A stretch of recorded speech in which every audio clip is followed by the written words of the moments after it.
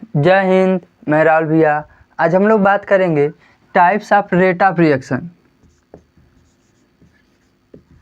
Types of rate of reaction. Rate of reaction, देखो जो rate of reaction जो होता है, यानी जो रासायनिक अभिक्रिया की जो दर है वह 3 प्रकार का होता है। पहला है average rate of reaction. Average rate of reaction. Rate of reaction. अच्छा, यदि हम बात करेंगे एवरेज रेट ऑफ रिएक्शन का, यानी औसत वेग, तो औसत वेग के यदि हम डिफाइन करेंगे तो यहाँ पर क्या होता है कि किसी निश्चित समय अंतराल पर, ठीक, किसी निश्चित समय अंतराल में अभिकारक या उत्पाद के सांद्रता में हुए परिवर्तन को औसत वेग या औसत दर कहते हैं। ठीक, यानी कि यहाँ पर क्या होता है कि यहाँ पर समय अंतराल होता है, टाइम इंटरवल होता है, यानी डेल्टा टी होता है किसमें, एवरेज रेट ऑफ रिएक्शन में। जैसे यदि हम बात करेंगे कोई रिएक्टेंट है, क्रिया कर कर क्या बना रहा है, प्रोडक्ट। अच्छा, यदि हम बात करेंगे टी बराबर 0 समय पर जो अभिकारक का जो सांद्रता है कितना होगा, 100% होगा, तो उस समय प्रोडक्ट बना होगा नहीं, 0। अच्छा, वही हम बात करेंगे एट T1 समय पर, तो जो कंसंट्रेशन ऑफ रिएक्टेंट है हम मान लेते कितना है, R1 है, तो उस समय प्रोडक्ट मान लेंगे कितना बना है, P1। अच्छा, एट T2 समय पर जो अभिकारक का जो सांद्रता है मान लेते कितना है, R2 है, और प्रोडक्ट कितना बना है, मान लेते हैं P2 है। अच्छा, तो एवरेज रेट ऑफ रिएक्शन क्या हो जाएगा, R2 माइनस R1 अपान में क्या हो जाएगा, T2 माइनस T1। अच्छा, यहाँ पर क्या होगा कि जो R1 है, देखो ये R1 क्या है, ग्रेटर है किससे, R2 से। जाहिर सी बात है T1 समय पर मान लीजिए इसकी सांद्रता में परिवर्तन कितना हो गया, 80%, तो उसमें प्रोडक्ट कितना बना होगा, 20%। T2 समय पर मान लीजिए इसकी सांद्रता में कितना है, 80%, तो प्रोडक्ट कितना बन गया, 40%। ठीक, तो यानी समय के साथ साथ अभिकारक के सांद्रता में क्या हो रहा है, कमी हो रहा है। तो यहाँ पर क्या होगा, जो R1 है वह ग्रेटर होगा किससे, R2 से। ठीक, तो यहाँ पर क्या हो जाएगा, डेल्टा R अपान में क्या हो जाएगा, डेल्टा T, और यह ग्रेटर है इसलिए क्या हो जाएगा, माइनस। तो यानी कि यहाँ पर हम क्या देख रहे हैं कि यहाँ पर टाइम इंटरवल है, यानी कि किसी निश्चित समय अंतराल में अभिकारक या उत्पाद के सांद्रता में हुए परिवर्तन को औसत वेग कहते हैं। अच्छा, अब हम बात करेंगे इंस्टेंटेनियस रेट ऑफ रिएक्शन का। इंस्टेंटेनियस रेट ऑफ रिएक्शन का। अच्छा, इंस्टेंटेनियस रेट ऑफ रिएक्शन यानी तात्क्षणिक दर या वेग, जिसे नाम से ही स्पष्ट है, तात्क्षणिक यानी क्षण भर में, यानी कि किसी निश्चित समय यानी क्षण भर में अभिकारक या उत्पाद के सांद्रता में परिवर्तन को तात्क्षणिक वेग या तात्क्षणिक दर कहते हैं। यानी कि यहाँ पर क्या होगा कि यहाँ पर नो टाइम इंटरवल, यानी कि तुरंत, यानी कोई जैसे सोडियम है, जल में उसको डालेंगे तो तुरंत क्रिया करेगा। तो यहाँ पर क्या हो रहा है कि जो भी रिएक्शन होगा कैसा होगा, क्षण भर में, यानी तात्क्षणिक होगा, तुरंत। तो यहाँ पर क्या होगा कि यदि हम मान लेते हैं कि कोई रिएक्शन है, मान लीजिए कोई रिएक्शन है N1A प्लस N2B, क्रिया कर प्रोडक्ट बना रहा है M1C प्लस M2D।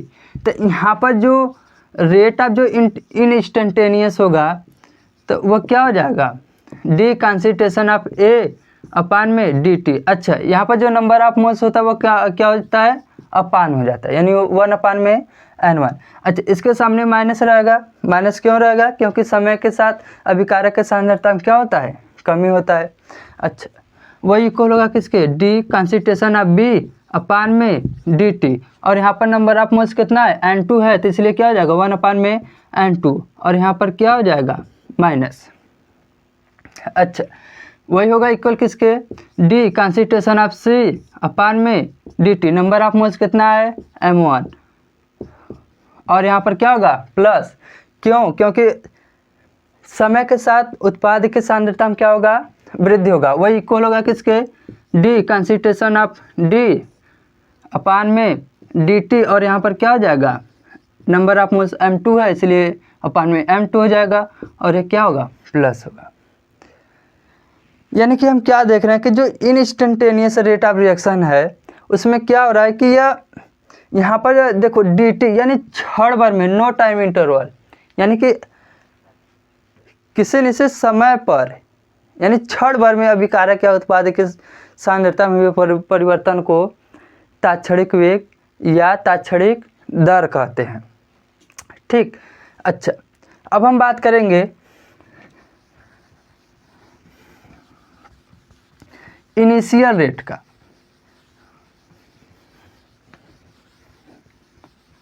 जैसा कि नाम से स्पष्ट है, प्रारंभिक वेग। प्रारंभिक वेग क्या होता है कि प्रारंभ में यानी t बराबर 0 समय पर अभिक्रिया का वेग प्रारंभिक वेग कहलाता है।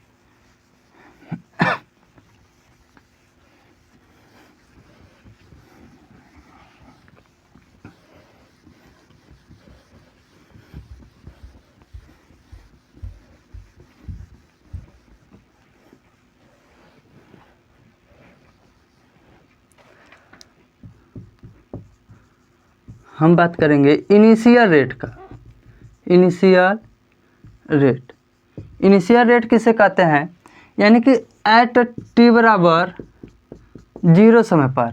अच्छा, टी बराबर 0 समय पर मान लीजिए कोई रिएक्टेंट है और समय स्टार्ट नहीं, यानी टी बराबर 0 समय पर, तो टी बराबर 0 समय पर है। अब मान लीजिए जैसे ही उसका रिएक्शन प्रारंभ हो गया, तो टी से जैसे ही प्रारंभ हुआ, टी बराबर 0 समय पर जैसे ही प्रारंभ हुआ उस समय उसका जो वेग रहेगा उसी को हम क्या कहेंगे, प्रारंभिक वेग। यानी टी बराबर 0 समय पर अभिक्रिया का वेग प्रारंभिक वेग कहलाता है।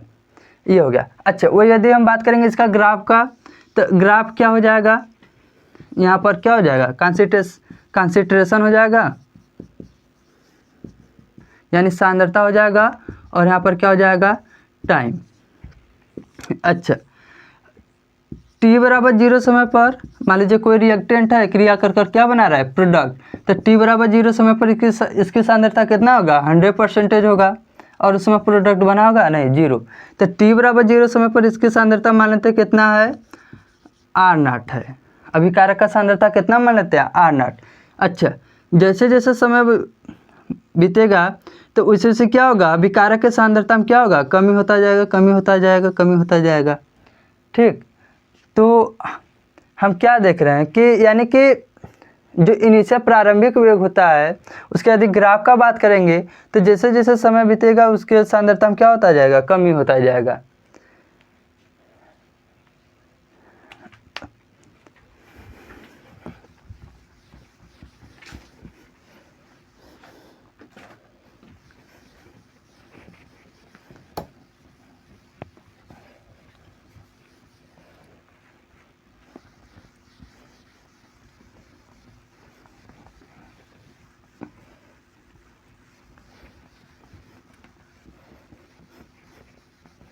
यह सब बहुत छोटा छोटा टॉपिक था।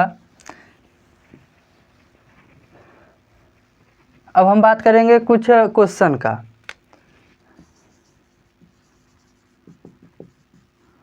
क्वेश्चन है, late hypothetical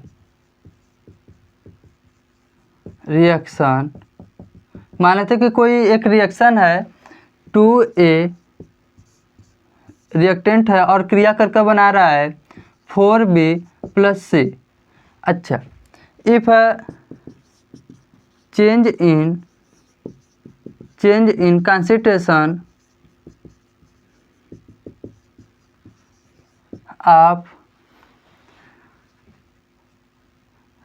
B is 5 × 10⁻³ mole litre inverse at time 10 second, यानी 10 सेकेंड समय दिया है। देन कैलकुलेट, ज्ञात करना है पहला rate of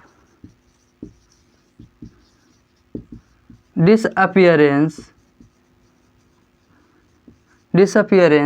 of rate of disappearance of A, और दूसरा कैलकुलेट करना है रेट ऑफ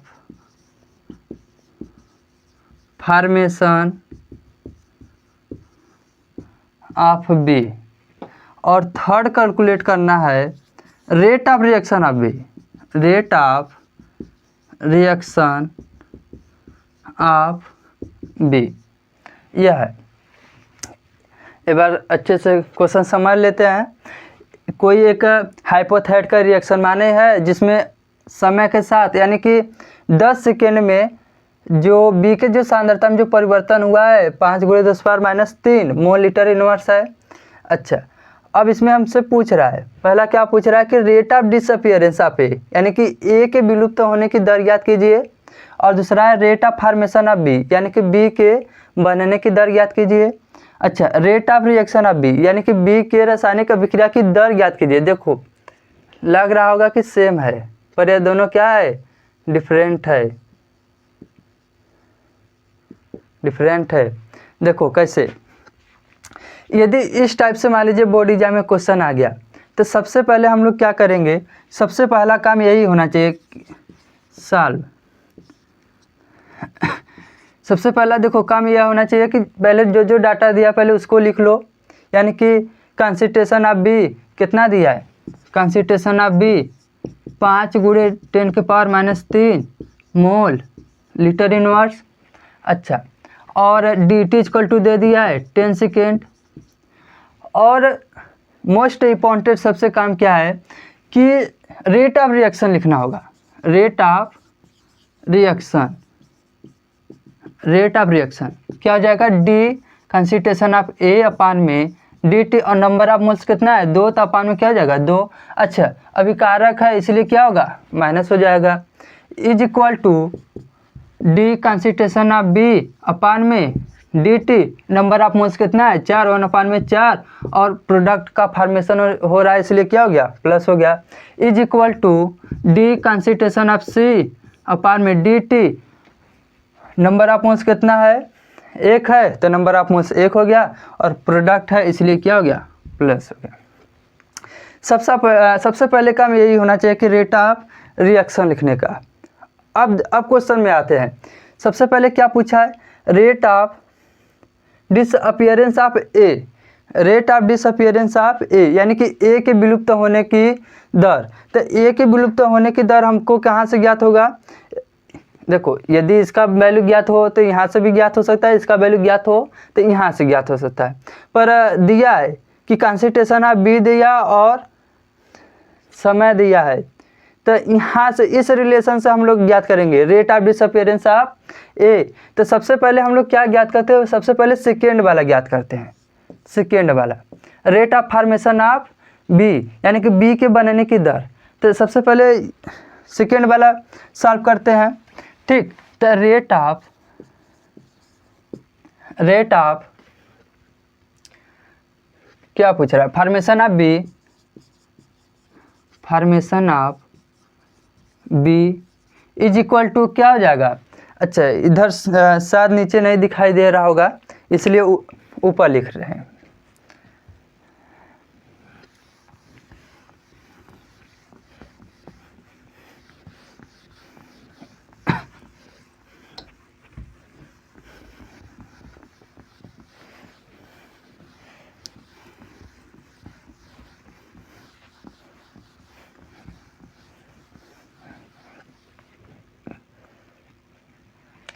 देखो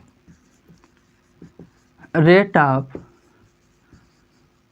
फॉर्मेशन ऑफ बी, तो क्या हो जाएगा D concentration of B upon में dt। अच्छा, अब कहोगे कि यहाँ पर नंबर ऑफ मोल्स 4 है तो 1/4 भी होगा। तो एक बात आपको बता दे कि यदि रेट ऑफ फॉर्मेशन कहेगा या फिर रेट ऑफ डिसअपियरेंस कहेगा तो वहाँ पर हमसे नंबर ऑफ मोल से मतलब नहीं है, ठीक। एक बार फिर से समझो, यदि रेट ऑफ फॉर्मेशन कहे या रेट ऑफ डिसअपियरेंस का है, तो वहाँ पर नंबर ऑफ मोल से मतलब नहीं है, बस हमसे मतलब किससे, कंसंट्रेशन से, सांद्रता से मतलब है और समय से। तो इसलिए यहाँ पर क्या हो जाएगा, जो कंसंट्रेशन ऑफ बी है उसका वैल्यू दिया है 5 गुणे 10⁻³ और समय दिया कितना 10, तो इसको हल करेंगे कितना आ जाएगा 5 गुणे 10⁻⁴ मोल लीटर इनवर्स और सेकेंड इनवर्स, ये हो गया। अच्छा, अब पूछ रहा है कि rate of disappearance of A, तो rate of disappearance of A क्या हो जाएगा, rate of disappearance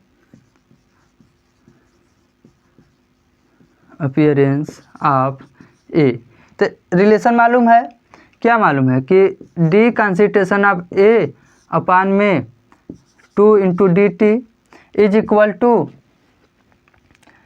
D concentration of B upon में dt, और यहाँ पर नंबर ऑफ मोल्स कितना है 4।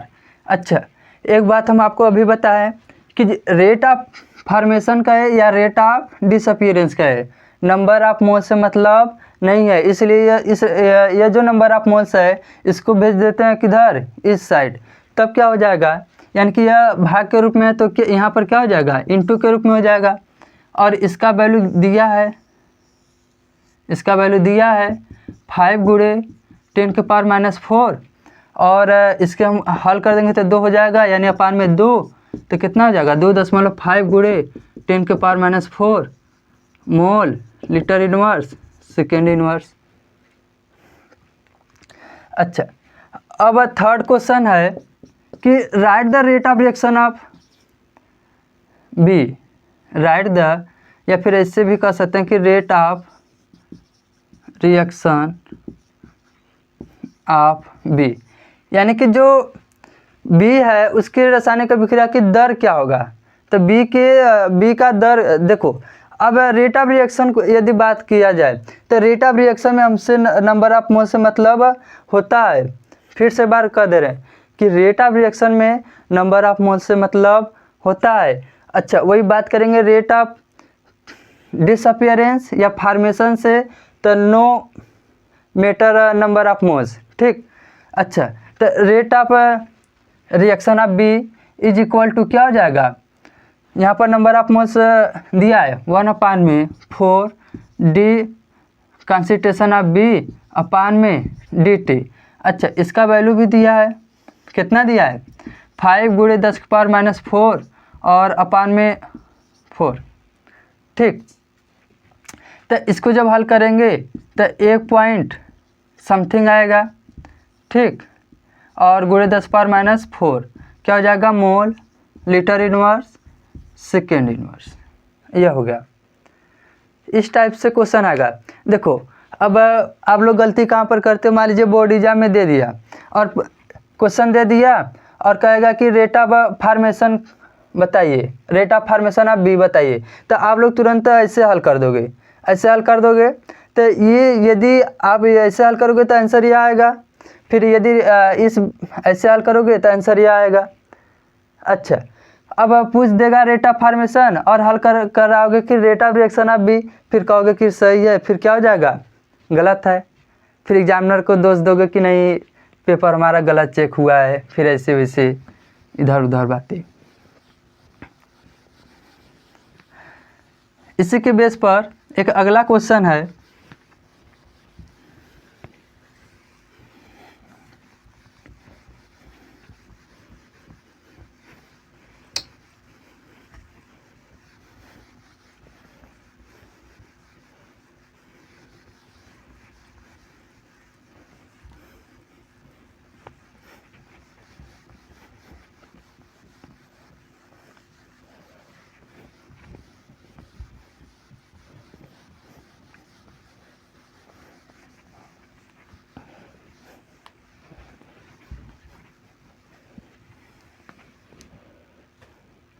देखो अगला क्वेश्चन है,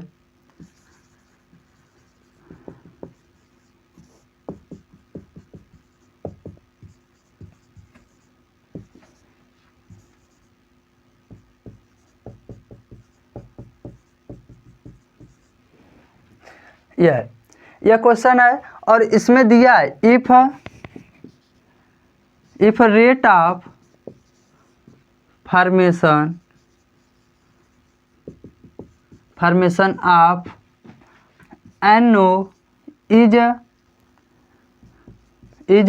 3.6 × 10⁻³ मोल लीटर इनवर्स। ठीक, अच्छा, मोल लीटर इनवर्स फॉर्मेशन दिया है तो यहाँ पर क्या हो जाएगा, सेकेंड इनवर्स भी हो गया। देन कैलकुलेट रेट ऑफ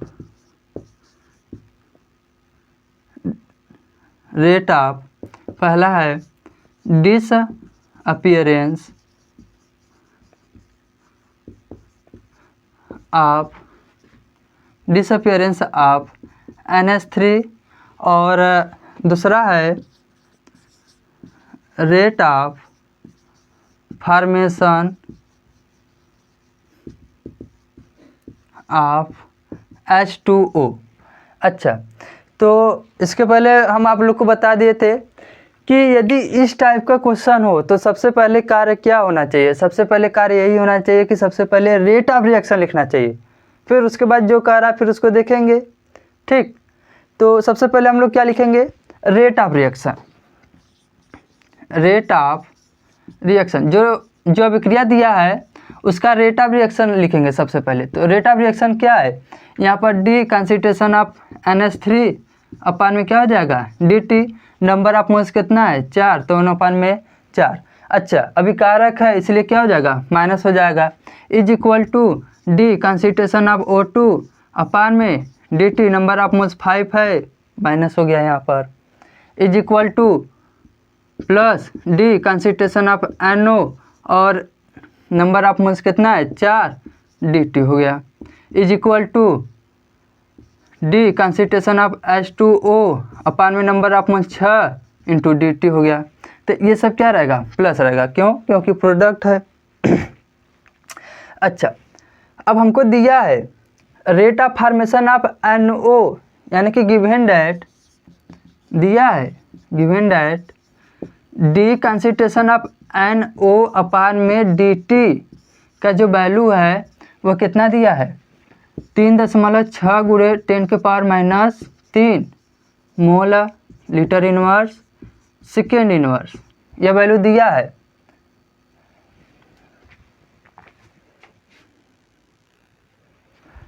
अच्छा, इस क्वेश्चन में दिया है D concentration of NO upon में DT is equal to this. अच्छा, अब हमको ज्ञात क्या करना है, डिसअपीयरेंस ऑफ NH3, यानी कि जो NH3 है उसके विलुप्त होने की दर ज्ञात करना है। तो यहाँ से पहले रिलेशन देखो दिया है, कहाँ पर, यह दिया है और यह दिया है। तो देखो इस रिलेशन से क्या हो जाएगा, डी कंसंट्रेशन ऑफ NH3 अपान में क्या हो जाएगा DT और नंबर ऑफ मोल्स कितना दिया है 4, is equal to D concentration of NO upon में क्या हो जाएगा DT और नंबर ऑफ मोल्स कितना दिया है 4, नंबर ऑफ मोल्स कितना दिया है 4। अच्छा, यहाँ पर देखो हम माइनस प्लस ये सब हमसे मतलब नहीं है, क्यों, क्योंकि यह माइनस प्लस हमको यह बता रहा है कि अभिकारक की सांद्रता में कमी हो रहा है और उत्पाद की सांद्रता में क्या हो रहा है, वृद्धि हो रहा है, इसलिए नहीं लिए।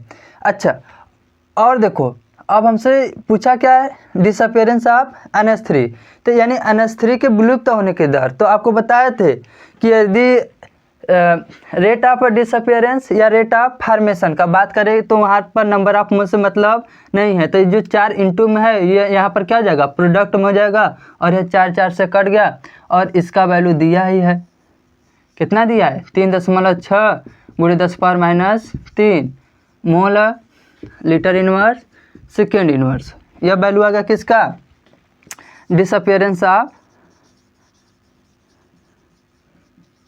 NH3, यानी NH3 के विलुप्त होने की दर। अच्छा, वही दूसरा क्वेश्चन है और उसमें क्या ज्ञात करना है, rate of formation of H2O, rate of formation of H2O, यानी H2O के बनने की दर ज्ञात करना है। तो H2O के बनने की दर, तो देखो रिलेशन यहाँ पर दिया है, यही से देखो, यही से आ जाएगा, ये रिलेशन दिया है, तो इसको लिख लेते हैं। D concentration of NO upon में क्या हो जाएगा DT, और नंबर ऑफ मोल्स 4 है, is equal to D concentration of H2O upon में DT, नंबर ऑफ मोल्स कितना है 6। अच्छा, तो हमको क्या ज्ञात करना है, rate of formation of H2O, तो क्या हो जाएगा, rate of formation of H2O is equal to, यानी D concentration of H2O upon में DT इज इक्वल टू, अब देखो ये 6 जो क्या है बराबर के साइड आएगा तो क्या हो जाएगा, प्रोडक्ट में हो जाएगा, तो 6 अपान में 4, और क्या हो जाएगा D concentration of NO upon में DT, और इसका वैल्यू दिया है, तो वैल्यू पुट कर लेते हैं, इसको काटेंगे तो ये कट जाएगा, और आ जाएगा 8.5 हो गया, और इसका वैल्यू दिया है 3 गुणे 3.6 गुणे 10 के पावर माइनस 3 मोल लीटर इनवर्स सेकेंड इनवर्स, यह है। अच्छा, अब एक नया क्वेश्चन है, ठीक, और वह क्वेश्चन जो है जिससे इसमें क्या दिया है, इसमें मान लीजिए कि यहाँ पर जो भी यूनिट आ रहा था रेट ऑफ रिएक्शन का, मोल लीटर इनवर्स सेकेंड इनवर्स है। अब वहाँ पर जो यूनिट होगा वहाँ पर क्या होगा, एटमॉस्फेयर मिनट इनवर्स होगा या फिर सेकेंड इनवर्स होगा, जो भी समथिंग होगा। अच्छा, अब मान लीजिए कि एटमॉस्फेयर सेकेंड इनवर्स दिया है, फिर उसको कन्वर्ट करना है किस में, मोल लीटर इनवर्स सेकेंड इनवर्स, तो बहुत ज़्यादा टफ आएगा, तो उस लेवल तक आएगा टफ, तो उसको भी देख लेते हैं।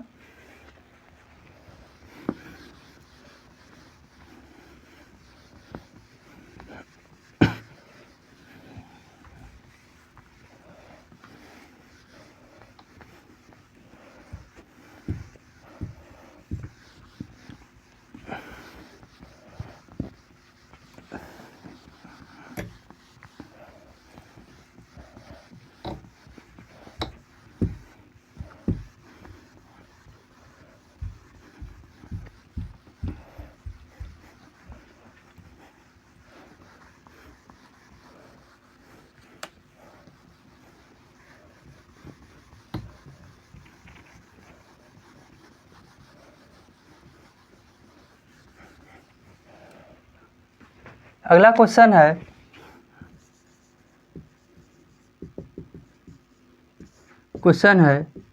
डिकम्पोजिशन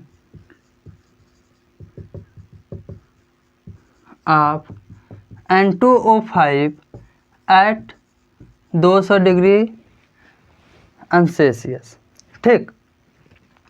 अच्छा, तो N2O5 का क्या कर रहा है, डिकम्पोजिशन कर रहे हैं, तो टूट रहा है किसमें, N2O4 एंड हाफ O2 में। अच्छा, अब कह रहा if the initial pressure of reaction is 114 mm, ठीक। अच्छा, आफ्टर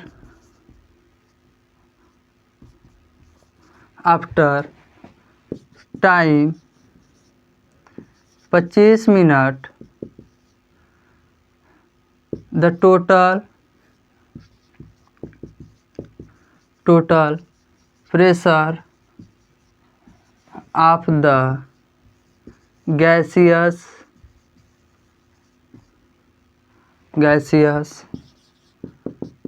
mixture is 133 mm, ठीक। अच्छा, यह दे दिया है, तो हमको ज्ञात क्या करना है, देन कैलकुलेट, पहला average rate of reaction, average rate of reaction, और एवरेज रेट ऑफ रिएक्शन तो ज्ञात करना है, और इसमें भी कंडीशन है पहला कंडीशन यह है कि जो आंसर आना चाहिए एटमॉस्फेयर मिनट इनवर्स में होना चाहिए, और दूसरा कंडीशन क्या है कि मोल litre inverse and second inverse.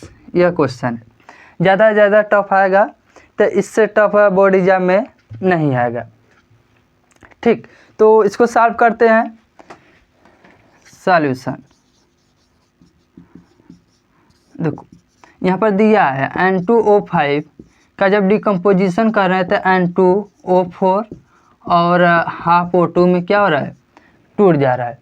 अच्छा, यहाँ पर क्या होगा कि एट t बराबर 0 समय पर जो t बराबर 0 समय पर जो रिएक्शन का जो प्रेशर है ना, कितना है 114 mm, यानी कि जब t बराबर 0 समय पर होगा, यानी इनिशियल कर रहा है मतलब क्या, t बराबर 0 समय पर, तो जो भी दाब होगा किसका होगा, अभिकारक का ही होगा ना। तो अभिकारक का मान लेते हैं कि यहाँ पर जो दाब है दिया है, कितना दिया है 114 mm। अच्छा, तो उस समय इसका तो प्रेशर भी 0 होगा और इसका भी प्रेशर क्या होगा, 0 होगा।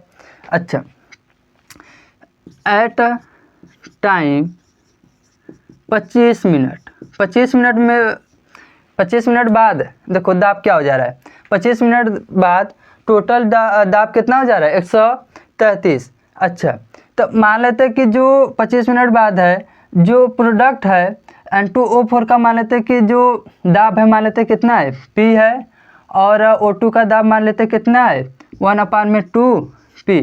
देखो दाब भी जब भी मानेंगे हम यहाँ पर जो नंबर ऑफ मोल्स है उसी के करेस्पॉन्ड मानेंगे। ठीक, यदि यहीं पर यदि 1 दिया रहता तो 1P हो जाता।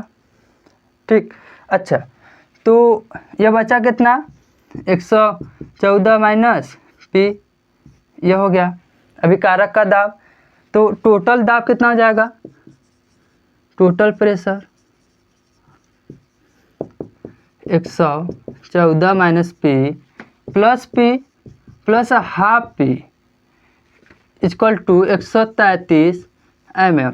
देखो ये प्लस P माइनस P से कैंसिल, और half P equal to 133 minus 114 mm, तो कितना हो जाएगा 19 mm। तो P इक्वल टू कितना हो जाएगा 38 mm। यह हो गया क्या 25 मिनट में, देखो एट टाइम यानी 25 मिनट में जो प्रेशर है, ठीक, यानी कि अभिकारक के दाब में परिवर्तन कितना हो रहा है 38 mm।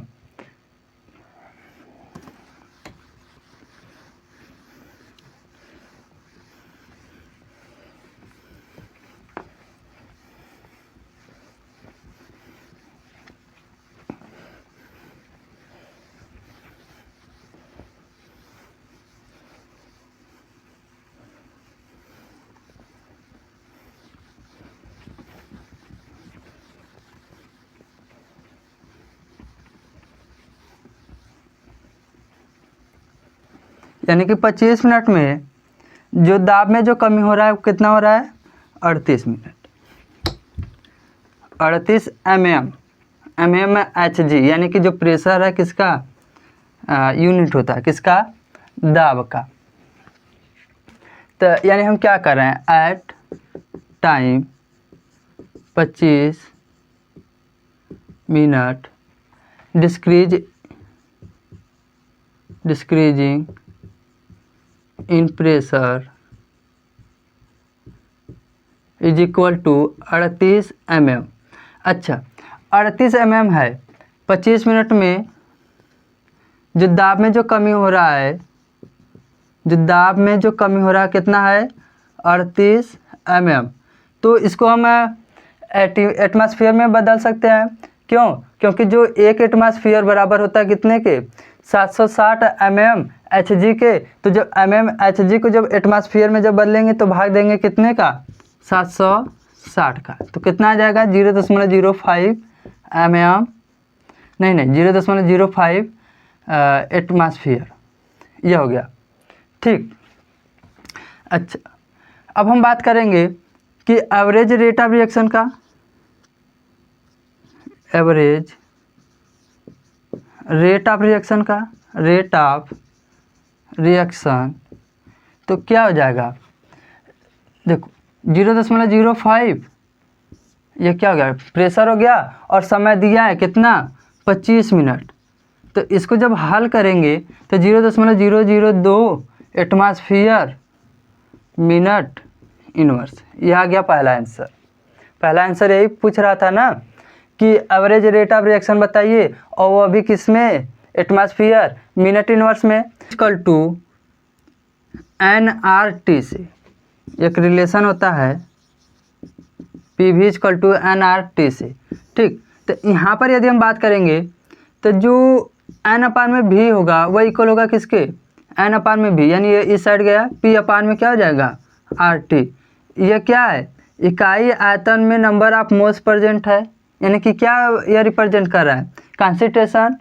कंसंट्रेशन बराबर क्या होता है, मतलब उसका यूनिट बात करेंगे तो मोल लीटर इनवर्स, यही ना होता है, मोल लीटर इनवर्स।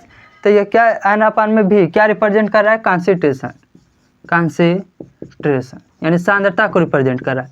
और प्रेशर का वैल्यू दिया है 0.05 एटमॉस्फेयर, ठीक। एंड R का वैल्यू होता है 0.0821 लीटर एटमॉस्फेयर अपान में मोल, ठीक। अच्छा, और T का वैल्यू दिया है, T क्या है, टेम्परेचर है इन केल्विन, केल्विन में होना चाहिए। और ये देखो क्वेश्चन में हम बताए थे कि वहाँ पर एट 200 सेल्सियस था, तो उसको जब केल्विन में जब कन्वर्ट करेंगे तो एक रिलेशन होता है 273 सेल्सियस प्लस 273, तो 200 प्लस 273 कितना हो जाएगा 473 केल्विन। अच्छा, तो यहाँ पर वैल्यू पुट कर देते हैं तो कितना हो जाएगा 473 केल्विन। केल्विन केल्विन से कट गया और एटमॉस्फेयर से कट गया। तो इसको जब हल करेंगे तो इसका जो वैल्यू आएगा वह आएगा 0.012 मोल लीटर इनवर्स। क्यों, क्योंकि यह ऊपर चल जाएगा और यह लीटर है, देखो यह जो मोल है सबसे ऊपर चल जाएगा और यह अपान में, इसलिए क्या हो जाएगा लीटर इनवर्स। अच्छा, तो एवरेज रेट ऑफ रिएक्शन क्या हो जाएगा, एवरेज रेट ऑफ रिएक्शन वो क्या हो जाएगा, एवरेज रेट ऑफ रिएक्शन सांद्रता दिया है 0.012 मोल लीटर इनवर्स अपान में, और समय दिया है 25 मिनट, तो सेकेंड में कन्वर्ट करेंगे तो 60 का गुणा हो जाएगा। तो इसको जब हल करेंगे इसका वैल्यू आएगा 8.7 मोल लीटर इनवर्स सेकेंड इनवर्स। तो आज के लिए क्लास बस केवल इतना ही, फिर मिलेंगे नेक्स्ट वीडियो में। जय हिंद।